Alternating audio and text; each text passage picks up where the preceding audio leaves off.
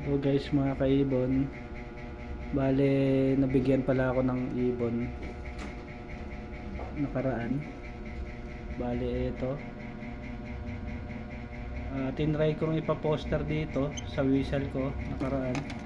Bale sinusubukan naman niya to. Ayan. Mabubuhay naman siya. Thankful ako dito sa share ko na to. Kahit yung naibigay nilang itlog sa akin na nakaraan, infertile. Tapos possible pa lang ganun, no, mga ka-birds,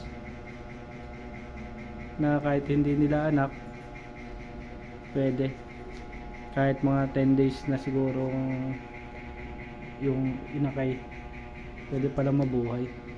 Kasi tinry ko siya dito, depende lang sa ibon, sa pair. Yan, tinry ko siyang ipaposter dito, kaso hindi niya sinusubukan. Unlike dito, yan, sa basal pair ko,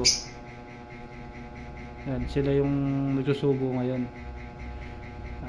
Siguro akala nila anak nila, ganun. Tapos ito yung binigay sa akin, Kingfisher at Fire Blue. Yung aking Lutino Kakyan Kak.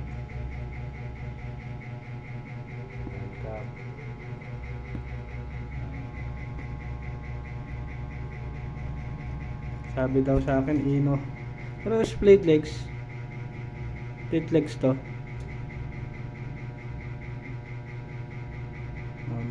Sabi daw Ino, pero mga mas malinis yung ulo na ito. Yan, mas malinis yung ano niya.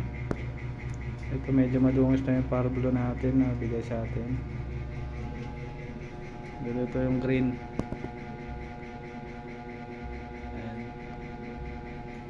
Ito naman ang paborito kong ibon.